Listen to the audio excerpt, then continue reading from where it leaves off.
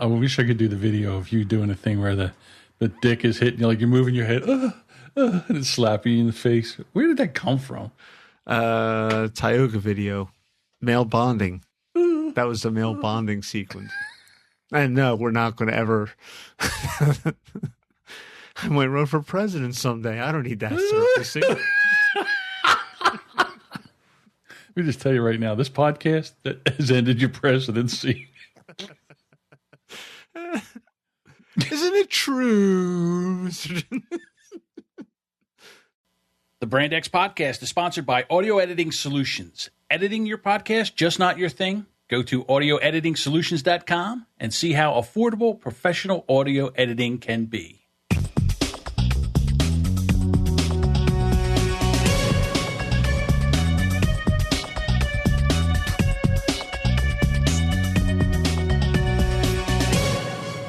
Welcome to another episode of the Brand X podcast. I'm John, and sitting next to me, virtually next to me, is my co-host Deuce. How you doing, Deuce? Good day. How's everyone doing? Pretty good. You know, it's funny. This was the 15th anniversary of September 11th. Well, it's not funny that it's been 15 years already, because it doesn't seem like it's been 15 years. No, it's not. I know, but I mean, there's people now that, kids now just they weren't old enough. You know what I mean? They don't remember it. They don't remember when it happened. So, and my son was 5 when it happened, and he kind of vaguely remembers it because he was in kindergarten. So they all kind of wanted to shelter the children, not let them know what was going on. So yeah, I hear you. So, I went to a podcasting conference this weekend, and one of my clients that I do editing for, her name is Heather Ordover. And she has the Craft Lip podcast. And, after everything was done and over with, we were out. They have like a conference room, and afterwards they have like a bar area. So we were out there, and we were sitting there, and we were talking about September 11th. And she was teaching high school at a high school really, really close to the Twin Towers in New York. So close that the engine from the second plane landed on the roof of their school. Mm.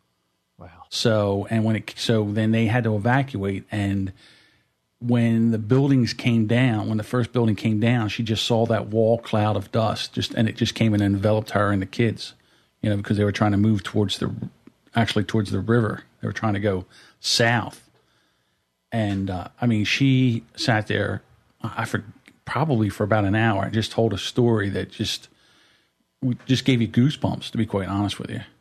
Just an amazing, amazing story. So, for people like her and, me, I guess you too, where were you when all this happened?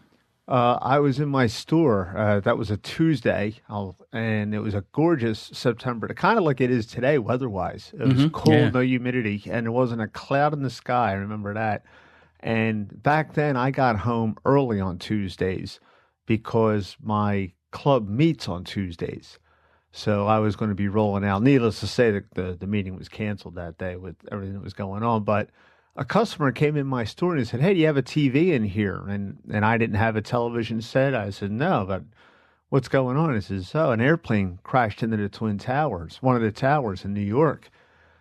So we quickly turned on the radio to the news radio station in Philadelphia, and we were listening, and then we heard them report that the second one hit the tower, and me and this guy, we just looked at each other, and then and there, like everybody in the country, we knew it was terrorism.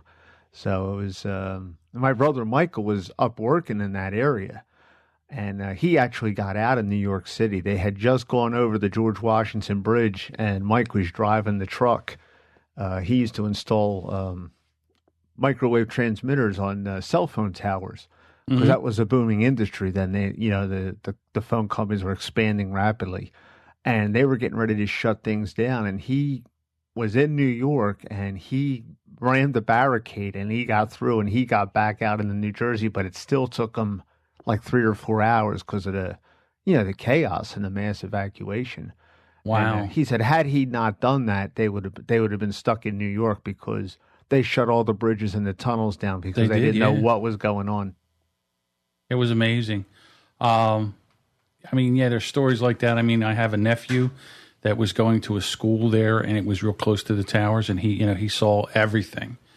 Now with me, I was working in the elevator business as a supervisor, and we were having an OSHA scaffolding seminar on how to build scaffolding and all the rules and everything like that. And it was just weird. It was like, well, back then we had, beepers and everything. And it was, I guess when the first plane hit the tower, everybody's beeper went off, and then phones started ringing. We at the time had cell phones. So the phone started ringing, and they were saying, hey, a plane just hit the World Trade Center. And everybody, we thought, it was like a small plane or something like that, like a... Right, like a private craft. Right. And I said to my buddy, the other supervisor standing next to me, I said, on a day like today? I said, he must have tried to get too close, and the wind kind of drug him into it or something. I said, that's crazy. And he's like, yeah. I said, it's not like he just lost and couldn't see. I said, look how nice it is out. And I guess when the second one hit, everybody's phone went off. And then they said a second plane hit the second tower. Right. And then we all just went, well, that's something different. Yeah. So the guy from OSHA, he's like, all right, settle down. We got to get through this today. And then we're sitting there still trying to go through all this. And another supervisor walked in the back door and said, hey, someone just flew a plane into the Pentagon. And everybody's like, the Pentagon. So it starts to get real restless. And the OSHA guy goes, all right, calm down. Let's get back to this. And I went, yeah, dude, I think this is over. We got to get to a TV set because this could be World War III starting. And I don't want my last days trying to figure out how to set up a safe scaffolding. Right.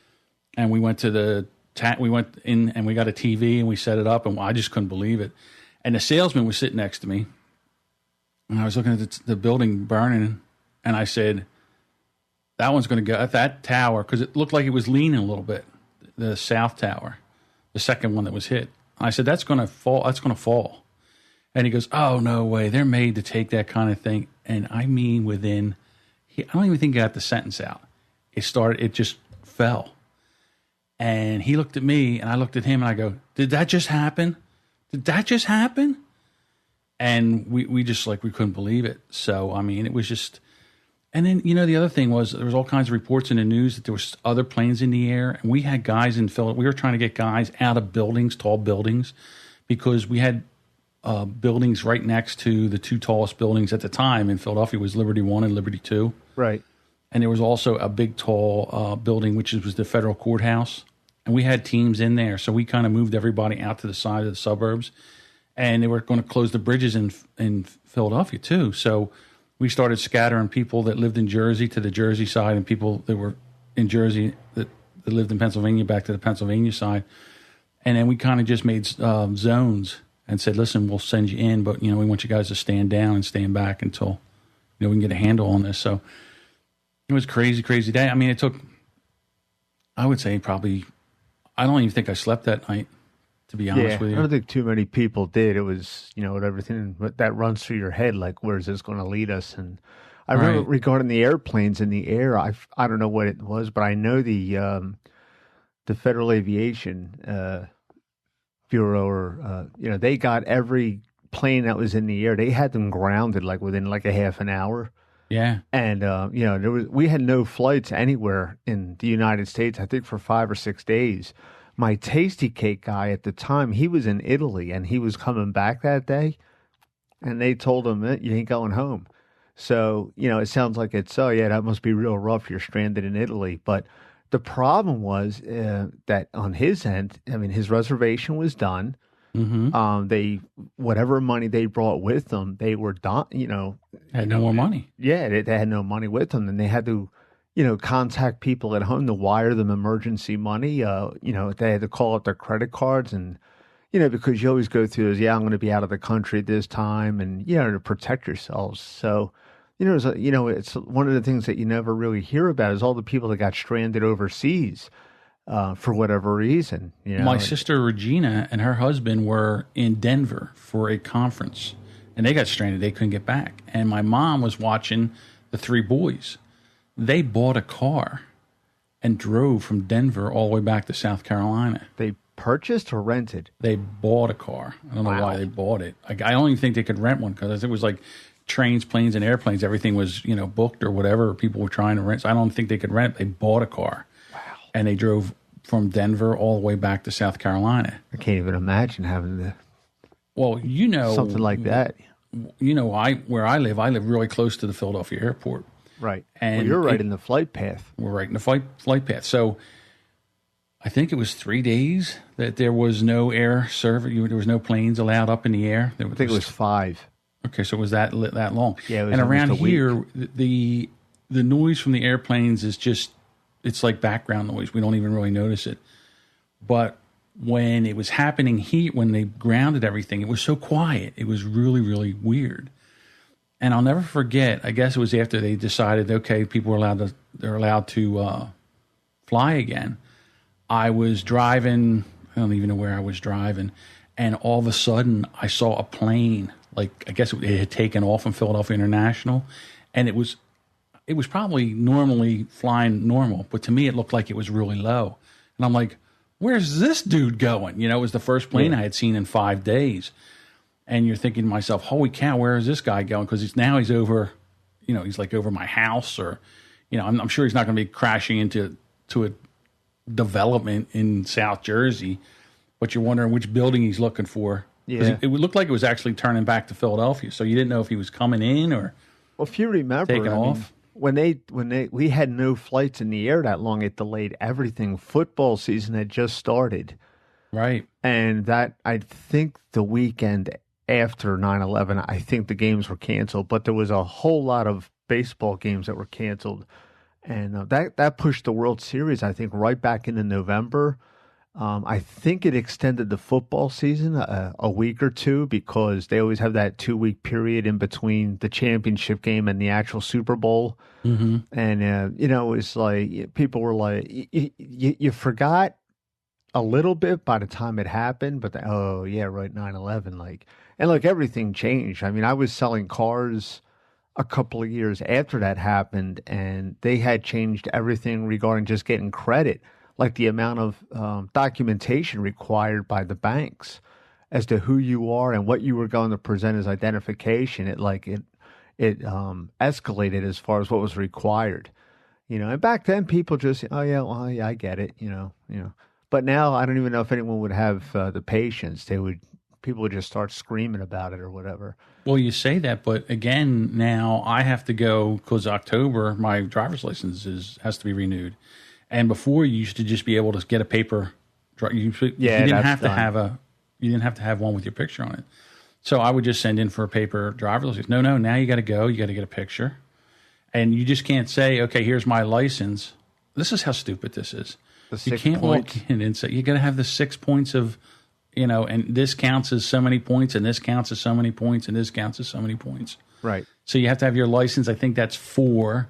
Then you have to have like a bank card. I think that's 2. Do what I do. You go in with your firearms ID card. That's 2 points, and your driver's license is 4, and that's all they get from me. Okay. Well, and I go in there just to fight with them on purpose. So, because I'm kind of a spiteful, vengeful bastard when it comes to government workers. So. Look at you. Look at you. Yeah. So, so we're still kind of dealing with that stuff, and it's not getting any better, which I knew it wouldn't once that happened. You knew that they were, once they figured out that they could do something like that. But, I believe in my heart of hearts that there's a lot, that probably would have happened if our government and our... Well, we don't know how many planes were in the air before they got them down. I mean, how many more targets were there?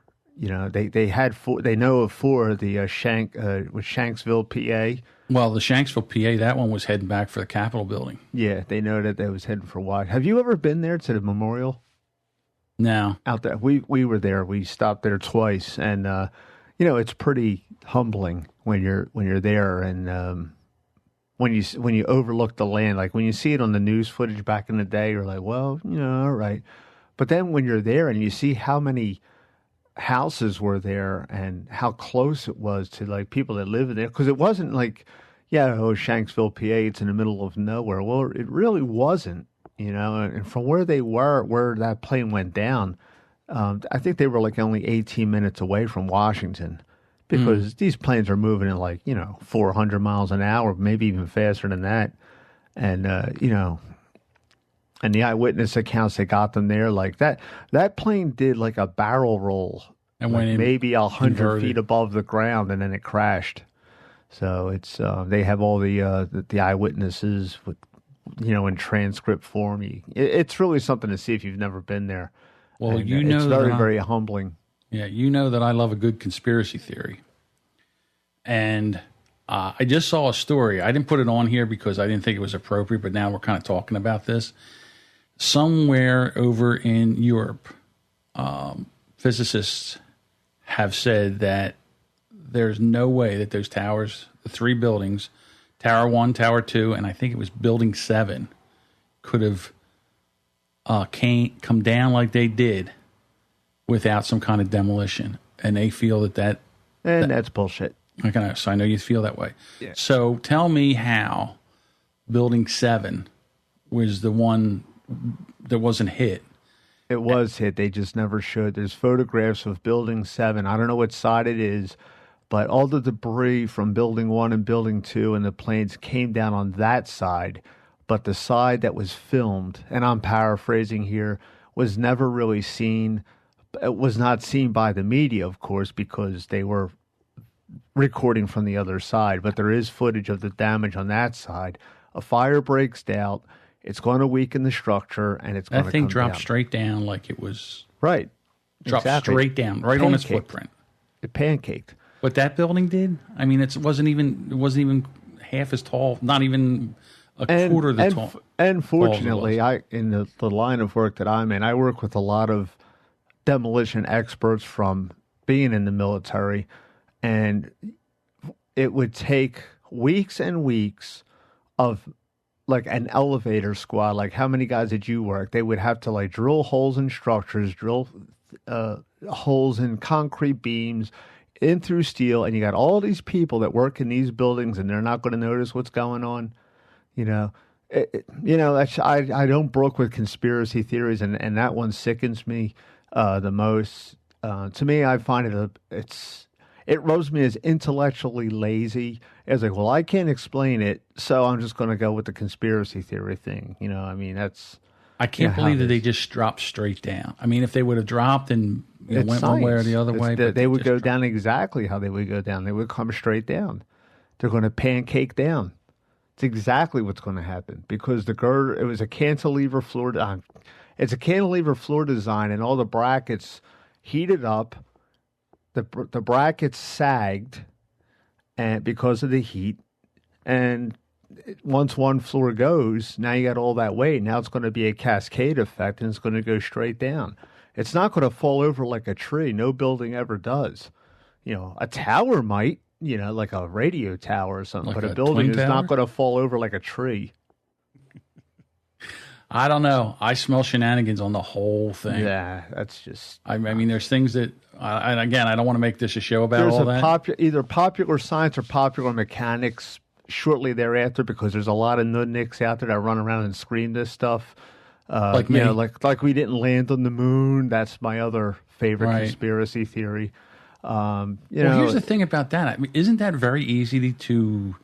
I would think that would be very easy to prove with the telescopes. Thanks to the Big Bang Theory on television, it is very easy to prove because when we went there, we left a reflective mirror dish, parabolic dish, that if you had the equipment, you can shoot a laser at the moon and it will bounce back to your computer and your electronic telescope in a set amount of time. Right. And thanks to the Big Bang Theory, people now know this.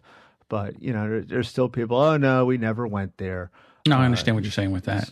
I'll tell you what, there's certain things that I still don't believe the real story. Those things are the Kennedy assassination, 9/11.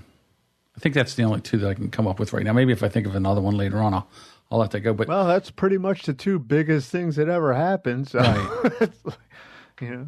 Yeah, I just don't believe the whole Kennedy moon landing session. They're always the big three. But the moon landing, I believe we landed on the moon.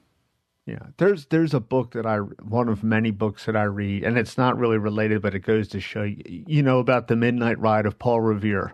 Okay, when the Revolutionary Was that a conspiracy theory? He didn't really ride a horse? Is that what happened? No, the what was put forth was, everyone knows one if by land, two if by sea, and they said, the way they taught that in school was like, oh, it was such a secret, it was like so covert. And this historian, he broke it down. So, and he's told, well, obviously, who's going to know about it? Well, it's going to be Paul Revere, obviously. It's going to be the guy that's stabling the horse, and there was a couple of horses that they used. Excuse me, I feel a sneeze coming on.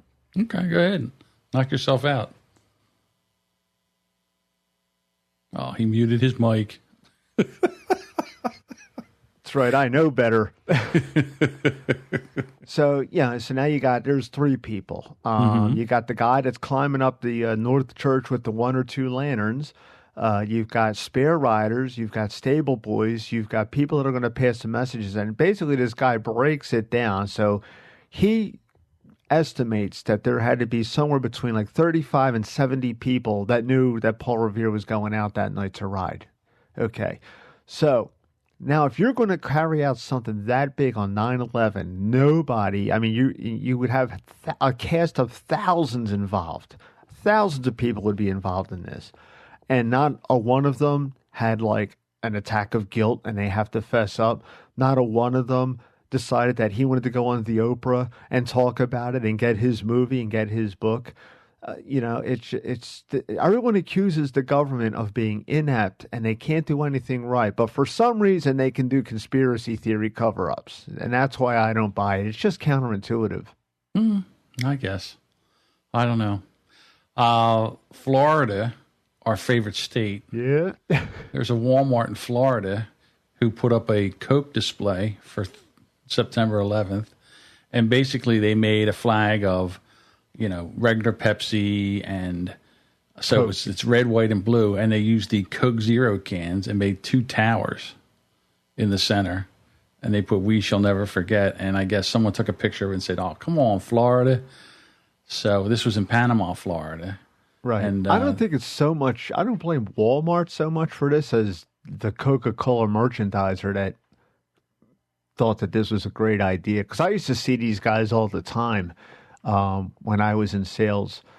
And, Coke and Pepsi, these merchandisers, they spend 3 or 4 hours creating these things. And they pretty much have free reign. Mm-hmm. So, I mean, I think it's probably whoever...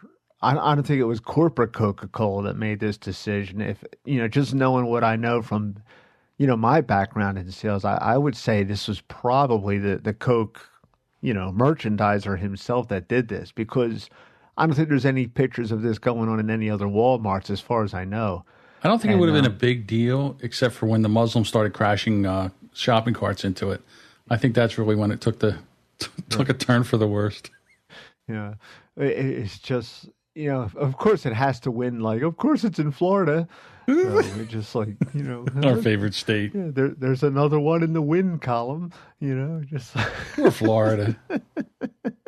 But yeah, it had to be like kind of dumb. Like you're just, you're like, walking down the aisle and as a shopper, and you're looking at this, and you'd almost have to be like, am I seeing that? Right. Like, is that what I think I'm seeing? Well, they have a nice little Coca-Cola sign over top of it saying we will never forget. Yeah. I mean, is it that big that of would a deal? Be fine. That would be fine there with the sign, I guess. Well, I mean, do you see it? And it's a rollback price. You can get a 12-pack for $3.33. Yeah, it's about what it goes for, I guess, here. No one really wants cans. No one really drinks soda. Not like when we were kids. We lived on the shit. Yeah. Heart beating 1,000 times a minute. Let's go build a tree fort. Okay, let's go ride bikes. Let's go swimming in the pool. So all hopped up on sugar and that's great. Yeah, and none of that high fructose corn syrup noise. It was sugar. We had real sugar. So then, to add injury to insult, there was insult to injury. What's that? Insult to injury? Injury to insult? To injury. Either or. There was a picture. I love Twitter. So say that one more time. Yeah. So there's a picture of two people dressed up as... You got to go to the comments. So this is how I found this. I went to the tweet where the guy posted the picture and said, "Oh, come on, Walmart." I thought that was the actual display. No. that you posted there at first. It's a picture of two people in a 9/11. Each one of them's got a 9/11 tower, and they have like crepe paper, tissue paper, red and yellow, like the place, like it's on fire. And they appear to be hippies to me. They do appear like they're hippies, or at least liberals. Yeah. Well, that's if the shoe fits. And the most offensive part of it is they have Barbie dolls look like they're jumping out of the windows, and they're in their different positions of falling. So, but what was this one? Yeah, if anyone's like looking at it, it was just like. Right. Everyone in Atlanta is mad at these nerds. Now, here's the thing: if somebody ever tried to attack them, like if a couple Muslims tried to take down those two towers, they really have no way of. Well, I think if anybody would have attacked, because maybe not if this was in Atlanta, you said, up our way, I know people who lost people in the towers. Or in New York City. Right, yeah. So, if somebody, to me, this is like, saying something about the Holocaust never happened. And don't ever say that to someone that lost a family member in there, because I agree with that. You deserve an ass kicking, and, that's where I would take it. If one of the these people are so thoughtless that they think this was funny to walk around like that. I mean, almost 3,000 people died. Right. This touches people. Mm-hmm. Some of the comments from Twitter were ground Coke Zero. They said they shouldn't be $3.33 a pack. It should be 3 for $9.11. Wow. Yeah. Some people, I don't know. Too soon, too much. Yeah, I mean, it's never appropriate. It'd never be appropriate. It's like Pearl. It's not that you want to look for an equivalency, but this would be like our Pearl Harbor. Anyone that was alive during Pearl Harbor is pretty well up there now. My father was only 3, when Pearl Harbor happened, and he'd be 78 today if he was alive. So, it kind of gives you an inkling as to it goes on forever, and it's never. Well, here's the thing. I don't think they are right. Right. The Coke display in Walmart wasn't made as a joke. It was made as a tribute. Yeah, they thought it was a good idea. So they just didn't think that through. Right. And then here you go. We get the other. What a loser. So many lost their lives. People lost their loved ones. I don't like the USA. Move out. So I think they're talking about the people dressed in the. In the crepe paper. In the crepe paper and everything. Yeah, that's a real bad. And it looks like they're in a shopping mall or something. I don't even know where they're at. It looks like it's a public place because you see people walking by them looking at it. What douchebags, and that, I don't know. It's a pretty ballsy move. Right. So, we're getting over it now. I guess not over it, but I mean, we're trying to, every time the anniversary comes up, it kind of, for me, it brings back that feeling of, where it was, where we were. It just brings the whole day back, to be quite honest with you. Right. You'll always remember where you were, just like if you were around for the Kennedy assassination or Pearl Harbor. I remember watching the moon landing as a kid. I do remember that too, yeah. I was up for that. Yeah, that was pretty cool.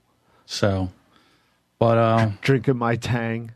I guess they took the tower down. Guess they took that display down. No more tower for... no more display. Yeah. Well, then you had that. There was another store at the mattress store once again in Florida. The mattress store in Florida. Did you see that? No. Oh, you didn't see that? I'm surprised. Just in a nutshell, there was a mattress store in Florida, and they called it the Twin Sale. Okay, mm-hmm. And they have selling twin mattresses. Were they? Well, whatever you bought, like if you bought a king size mattress, it will be the price of a twin size mattress, a queen size, whatever. Okay. And they had two towers of mattresses, like stacked up real high. And then the girl's going over to sales, and then she says, yeah, and she like knocks the two guys into the towers, and both towers of the mattresses fall down. Ooh. I mean, talk about. But they didn't come straight down. Sorry. Well, they tumbled. The video is available if you wanted to check it out. Yeah, I'll have to check it out. And that's in Florida, of course. And it's just, they closed the store down indefinitely, it said, because I'm sure there's people that wanted to go in there and, like, beat them up. Right. Because there are a lot of transplanted New Yorkers in Florida, just, Well, that's true, too. I never thought of that. I mean, that was, talk about really being Stu-Nod. That was, hey, let's do this. I got an idea. Let's make a twin mattress sale, and then we'll actually accidentally fall into them, and they'll go down. How funny will that be? Yeah, I mean, and then of course they had to put the obligatory "we respect" and we know. It's just exactly. No one was buying it. No, it's just like. Well, speaking of going down in flames. I played my first fantasy football league matchup this weekend. Well, actually, 2. That's right. It's football season. Thanks, Ben. That's from Ben from the Couple Things podcast, and I got a chance to play. First, I played Ray in the Couple Things League, and he beat me 136.9 to 78.3. Well, let's put it this way. Mm-hmm. That's not really true because I still have Deshaun Jackson from the Washington Redskins playing tonight, and if he gets 58.7 points, I win.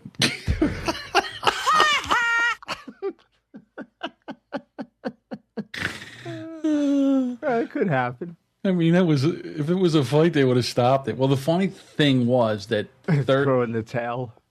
Yeah, Thursday night, I had 3 players playing, and I had to lead because he didn't have any players. And I said, I better start bragging now. I'm winning in your face. Wow. Oh, so you were tooting your own horn? Tooting my own horn. No, it was more like this.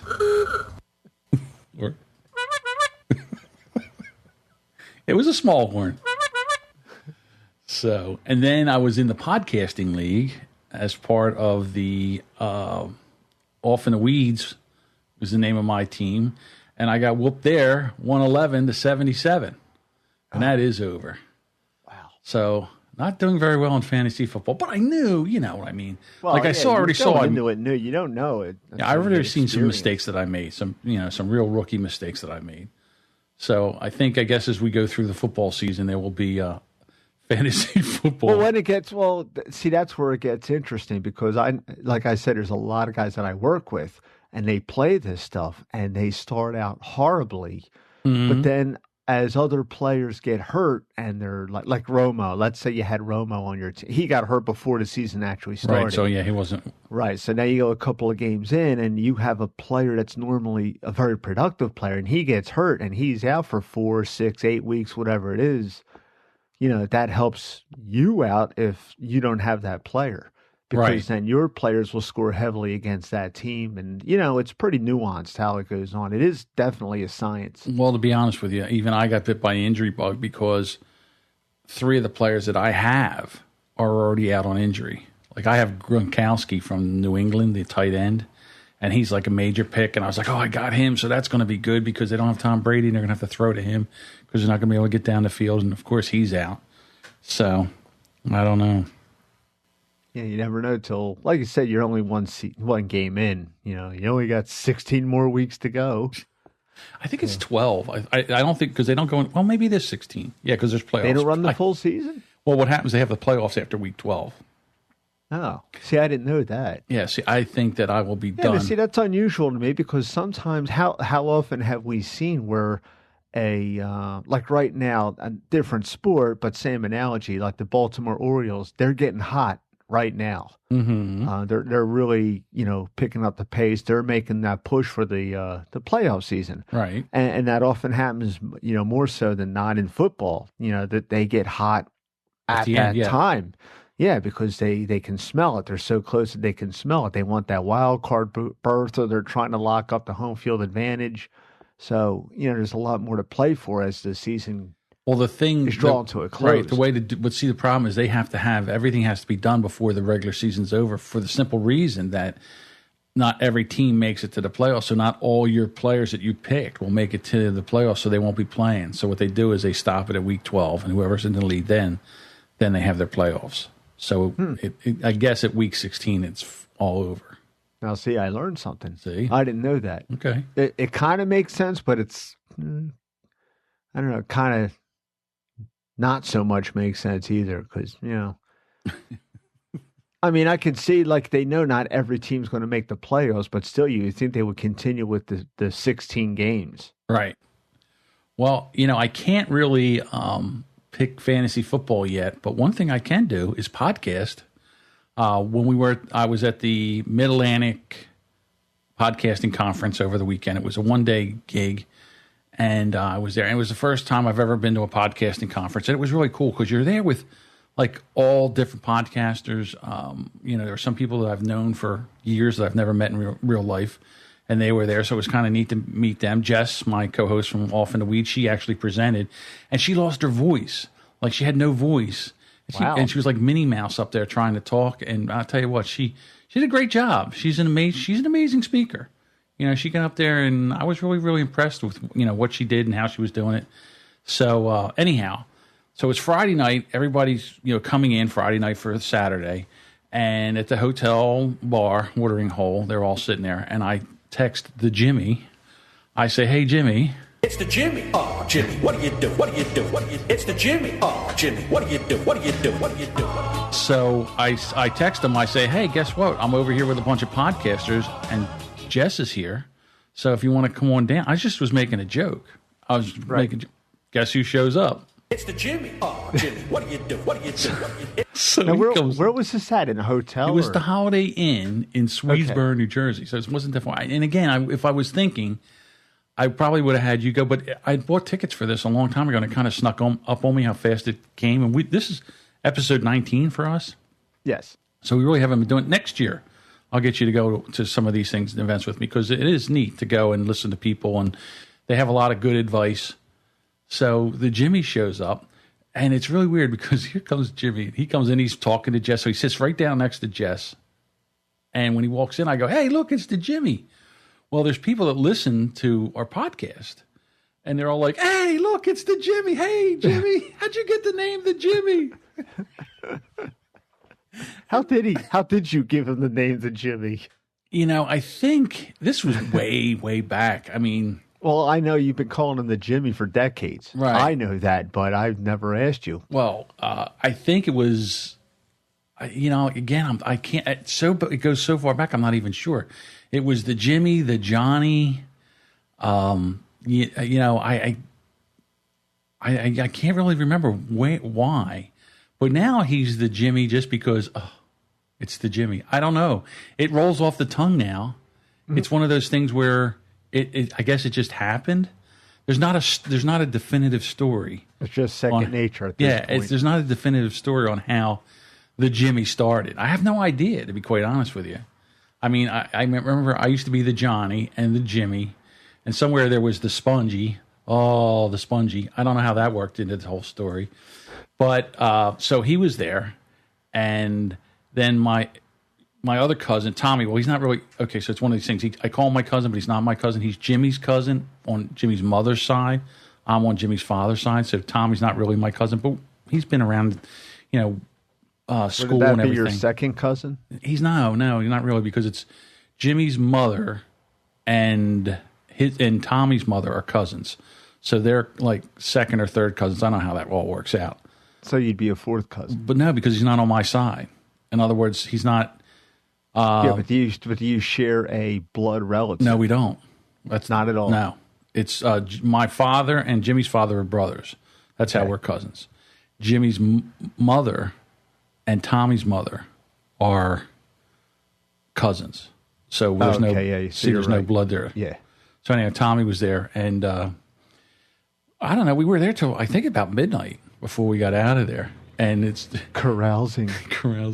And Jimmy's on one side of Jess, and he's talking to her and showing pictures. Oh, here's my daughter. Here's my mom. Here's this, And Jimmy's like introducing himself. It's like a resume. Right. And on the other side is this guy. His name's Rob Greenlee. And Rob is like the head of Spreaker like this big podcasting platform where you can, host your, you can podcast live, you can host your files there and everything. So she's like trying to talk to Rob and network with Rob, and here's Jimmy. Oh, let me show you where I was. Oh, I don't know, but totally comfortable in the new environment. Jimmy could talk to anybody, anywhere. He's like the mayor, huh? He is like the mayor. He just kind of comes in and starts talking. And then, so then we decided. And that was a 2-day event, you said? Yes. So it was just like a mixer that night. And the next day you came in, I think it was like 8:00, you came in and there was a bunch of, speakers. And then they had the podcasting content contest. So the podcasting contest there was 4 people. You were in a group of 4 people. You had 20 minutes to come up with a 5-minute podcast. You had to have cover art, an intro, an outro, a theme, and content. Who did the cover art? Well, actually, on our group, the guy's name was Stefan, and he had a laptop there. Right. So he did it. And what they did was they give you a paper bag, and in the paper bag there was something that was supposed to give you you had to do it about what was in the bag. That was supposed to be the concept. So we opened up the bag, and there was a little matchbox red like Ferrari or, one of Lotus or something like that. It was a sports car. So they're like, let's do sports car. I go, what do you know about sports cars? How are we going to talk about sports cars? We're not going to know anything about sports cars. So they're sitting there, yeah, well, what do you want to do? And I'm like, I looked at the 3 guys around me, and there was a woman. Her name was Erica, and she's like a model. And I'm like, well, she's got to interview us, 3 losers. And and I thought to myself, midlife crisis. So we came up with the name of the podcast was Midlife Crisis. And the one guy, his name was Nelson. And Nelson does a podcast. Well, actually, he hasn't had one yet, but he used to be in TV news and stuff like that. He has a videos where he goes in and he interviews classic rock guys. Like he interviewed Yes and Chicago and stuff like that. Wow. Yeah. So he said, well, I said, well, you know what you should be? You should be, one of us came up with this. He says, yeah, I'm a businessman who's like made it in the business world, make a lot of money, and now I'm going to give that all up, and I'm going to go back and I'm going to start a classic rock band. And I'm going to call it White Snake on Fire. And then Stefan's like, yeah, I'm divorced, and I only like to date young girls. I'm like, okay. And then I said, well, okay, then I'll be a divorced guy, and I'm hooked on online dating. So we get up there, and it was like a live podcast. So she comes up, and we write it down. She's Dr. Erica, and she has these 3 guys that are middle age. And what's going to happen is she's going to, right now, for the short form, she's going to go over our problems, and the audience gets to vote for, because it's in front of a live audience, who gets to vote for who gets the big session with Dr. Erica. Well, Nelson, yeah. Give me a second here. I just don't want to screw up and tell this guy's. Yeah, it's Nelson. Nelson, he starts as like he's this businessman straight up and everything. And as it's going along, he is transforming into like this hippie dude, like, yeah, man. And Stefan, he's like, I like young women. I like dating young women. I like prime numbers, like 19 and 23 and stuff. And I'm like, and then I go, yeah, well, you better watch out because 13 is a prime number and that'll get you 25. And then I did mine where I said, I'm addicted to online dating. And I found out through online dating, you're one of 2 things. You're either the finger or the booger. You're either the finger flicking the booger or you're the booger being flicked. So, right. I mean, it doesn't sound funny as I explain it.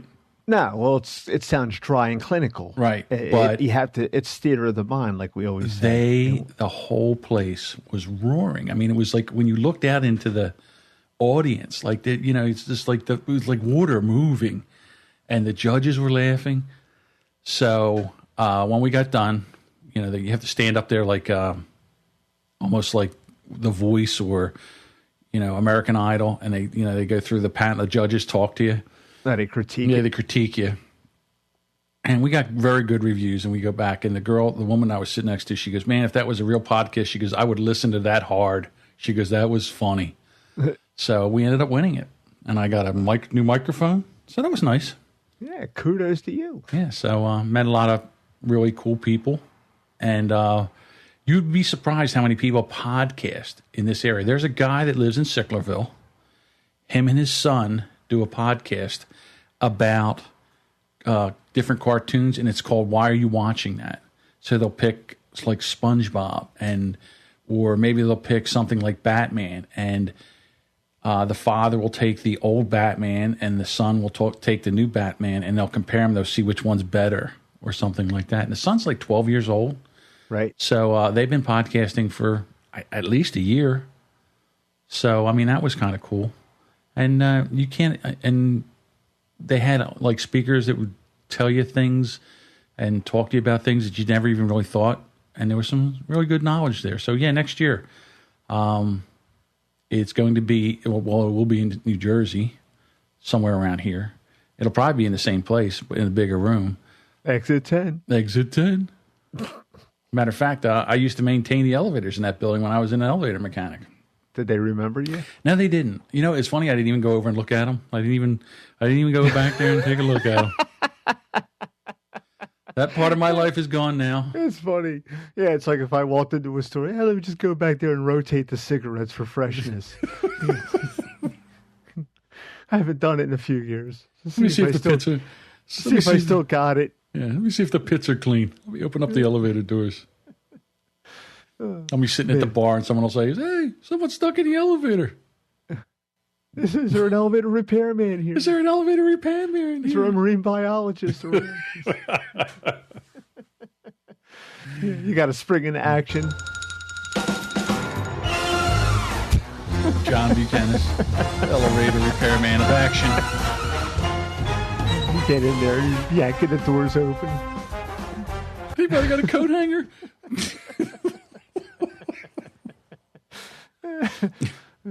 I'll get it opened. Stand back.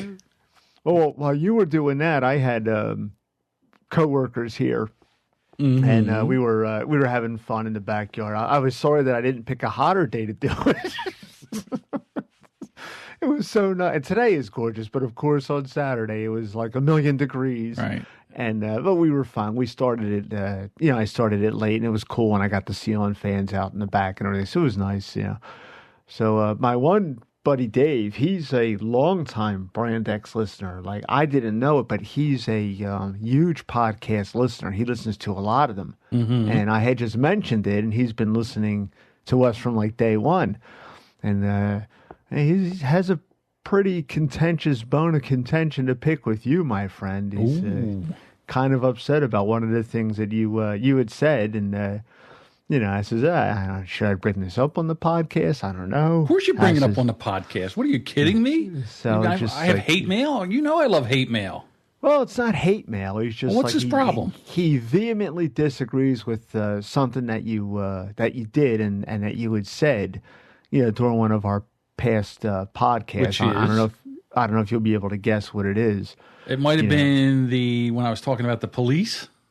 No, he wasn't upset about that. He wasn't upset about that. No. And, I have no idea.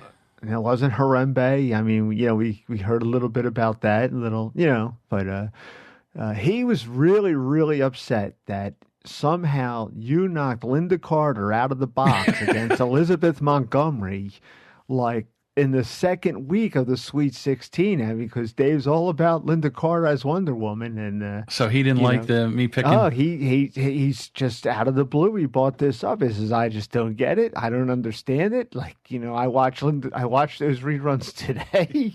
I go on YouTube and I see the pictures. I see Dave. He's sitting there and he's watching Wonder Woman, and he switches over to Bewitched, and he's sitting there. He's looking. He's shaking his head. I just don't get it. How did that happen? Yeah, he was just like, I says, well, I agree with you. I says, Elizabeth Montgomery wouldn't have made it that far with me. In fact, I think when I did mine, I had Lynda Carter went pretty much all the way up to the end, But I says, I don't know. I think the thing with me is that Lynda Carter and Wonder Woman, she was just too strong of a woman. You know what I mean? She was too tall. She might have been just too much woman to handle. Yeah. You know what I mean? It's like, wait a minute. Lynda Carter was too tall. How tall was Sandy? Well, like I said, I have experience with bigger women, and sometimes they're a little tough to handle. Sorry, Sandy. But anyhow. Because Sandy's like, what, 6'8"? 6'8"? Well, you know what was... Sandy was one of those tall girls. She was 5'10". Yeah, I know. She was just as tall as I was. And not only was she tall, but she's wearing high heels. Mm-hmm. You know how like some tall women are self-conscious about their height? Right. And they really wouldn't wear high heels? Right. Not Sandy. No. It's like, screw you. I'm tall. Deal with it. Well, I got to tell you a story. And this just popped in my hand. No, it's not about a man named Jed. About Sandy when we first started. I told you I was smitten with her the first moment I saw her at the radio station. I mean, I had trained, I forget how many classes of the new students that were trying to get in to be, radio, trying to train them on the board and everything. And I forget how many classes I had trained. And I said, you know what? That's it. I'm not doing this next one. I said, one of you clowns are going to have to get in there. And I was walking into the back, and she was standing there, and she had like this white plaid skirt on and a white plaid jacket and a white, and I walked in, and I mean, I just stopped in my tracks, and I like walked back, and I'm just sitting there, and I was like, and then I just walked in and I opened up the door and I said, okay, class, how you doing? My name's John, and I'll be here to train you today. And by the way, what is your name? Oh, I'm Sandy. I said, oh, hi, Sandy. How you doing? So that's where it started. Right. And I immediately, started talking to her. Now, she had a boyfriend at the time. I was like, damn.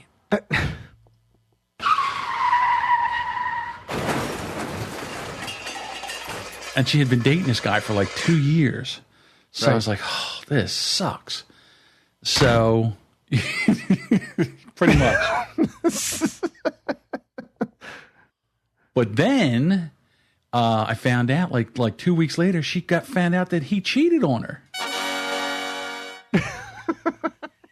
So I was like, yeah, baby. That's horrible, isn't it? So once again... Come swooping in, with a tissue and a shoulder to cry on. You're just like swept into action. Yeah, man. So, anyhow, we started talking and hanging out as friends because I figured that would probably be the best way to do it. So she had to go to a wedding, and her ex-boyfriend was going to be there with his new girlfriend. And they were all his friends. And she got invited to this wedding. And she goes, I really want to go. Will you go with me? Now, how much do I hate to wear a suit? Despise wearing a suit, right? Yeah, I know you're not really. And I know you didn't like wearing the tuxedo that we wore. Right. So I hate my wedding. So she says, do me a favor. Will you come with me? Will you be my date? So I go and get a suit. Right? I go to get the suit and everything, so I go to pick her up. And I'll never forget this. I walk up to the door. I knock on the door at her house. She opens the door. She's got a white mini dress on, white high heels. I'm telling you, dude, I almost passed out. She looked so good. She looked amazing. And we went there, and I think we danced the whole night, and we basically rubbed it in that guy's face. And he was there with his frumpy girlfriend. I don't know what her name was. But, yeah, so. Broomhilda. Yeah, so I have some experience with, like, tall, attractive. And the other thing about Sandy, she's not tall and thin. She was tall and there was some mass to her. You know what I mean?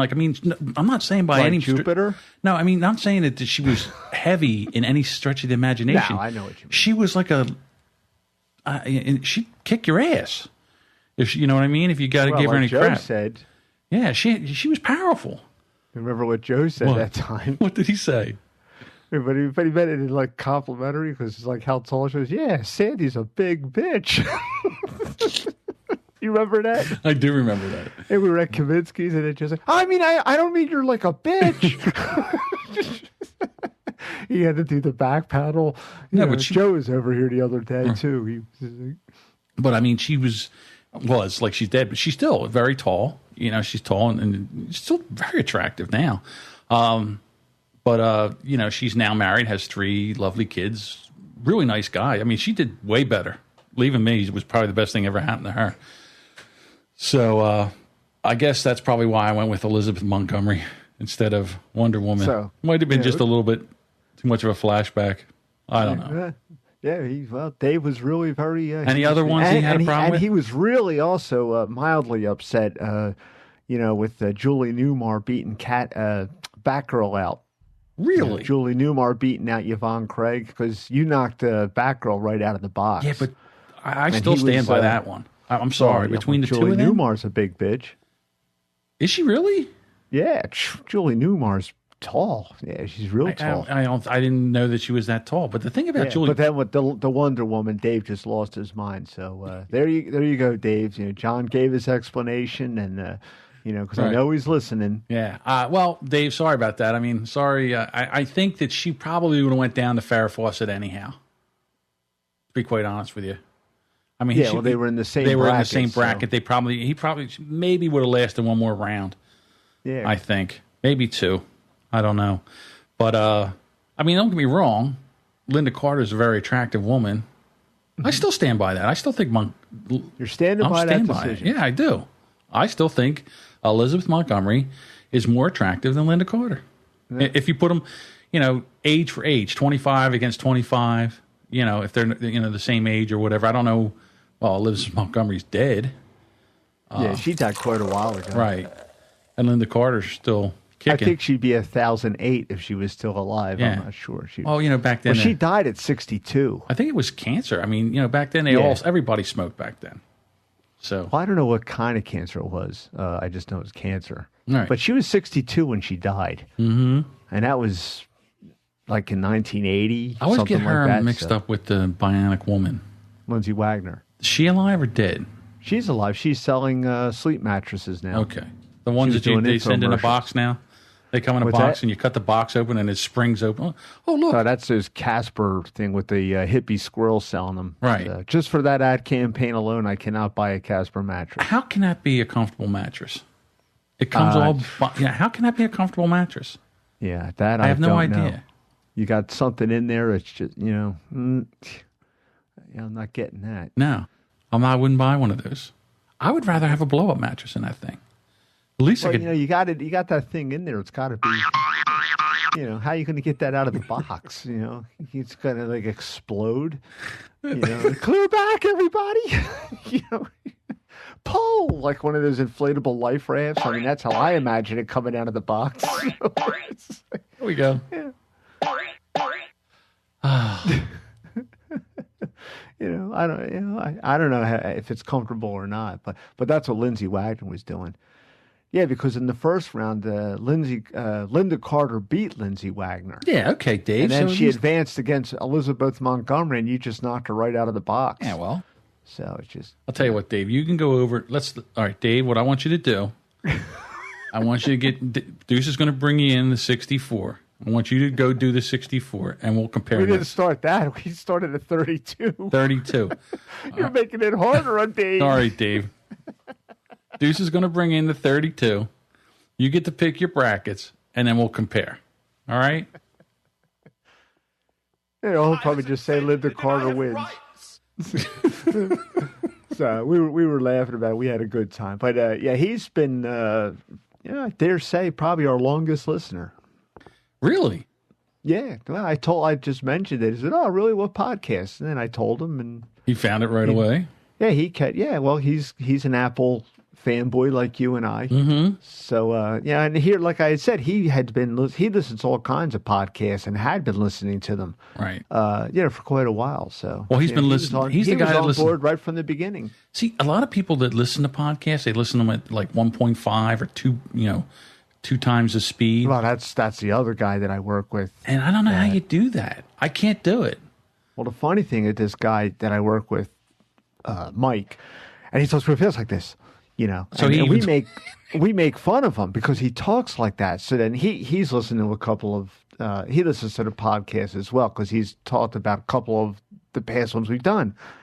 And he says, well, when I'm sitting in there and I'll listen, I speak fast anyway, but now I'm going to like channel Mike. And he goes, well, what I do is I listen to 1.5 times speed. Because when I'm in there, you know, I want to concentrate. Because I think if they're going real fast, you have to hang on every word and you get everything they're saying. And so we're laughing because he's speaking exactly like how a podcast at 1.5 times speed sounds. Makes sense. So he's like, well, why would you do that anyway? So why? Because I don't have much time and I want to get it all in. So, you know, everyone talks to him real fast like that. Now I kind of started that. Like he'll come into the room and like, go to Mike, you know. So, but he talks exactly how a podcast sounds at 1.5 times speed. All right, well, listen, we're going to peel back the curtain here a little bit because Deuce and I, we rambled for 2 hours and 15 minutes. Yeah, it was pretty extreme. And boy, did the time fly. So we're going to end the podcast right here. But we already have like a gay guy in the bathroom. We already have another one in the can.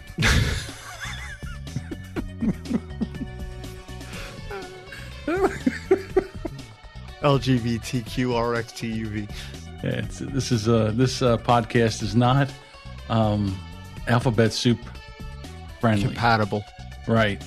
Lifestyle alphabet soup compatible. Yeah. I mean, I was stunned when I looked at the clock and it said, well, it's 2 hours and 18 minutes. All right. Wow. So one thing we don't want to do is do another 15 minutes of closing. So Dave, there you go. You have your homework. Deuce is going to come in with the top 32 girls, and you can pick the bracket, and then we'll see where we differ. I guess Wonder Woman will go all the way to the beginning, but anyhow, we'll see what happens.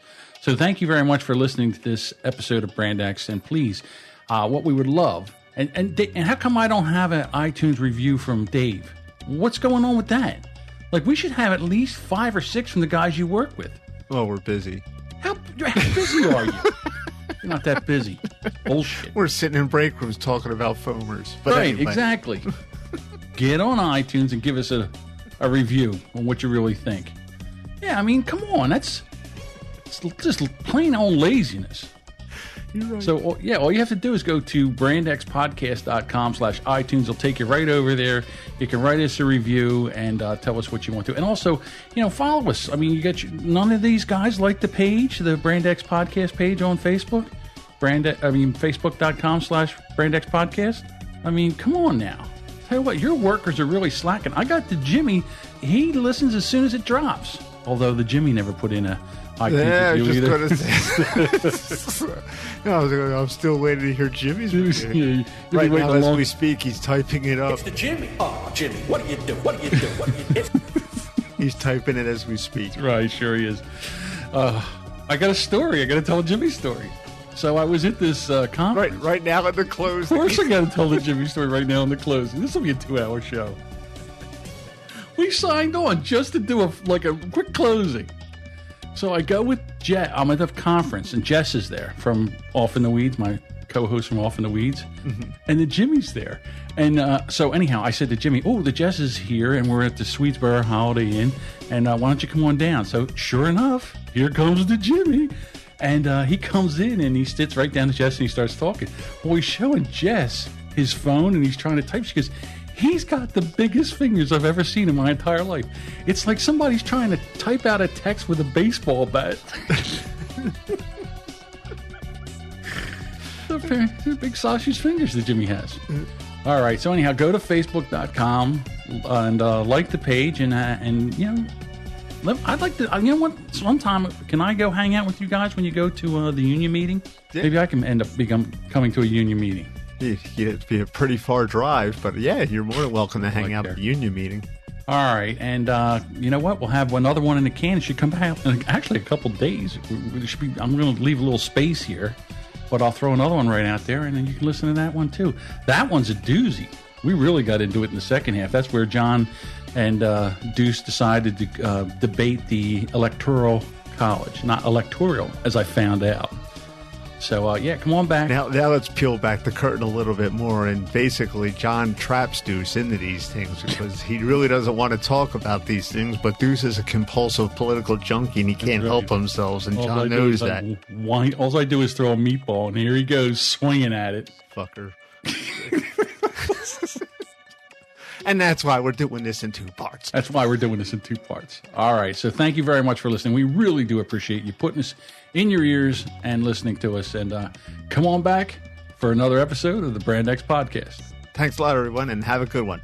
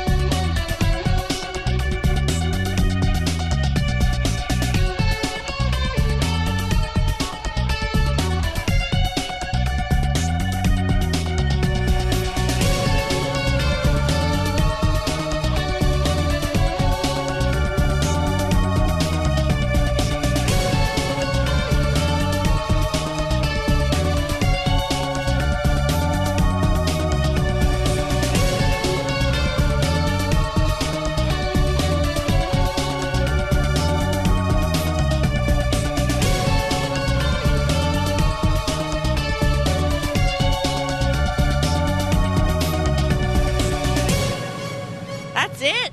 We're just getting into it.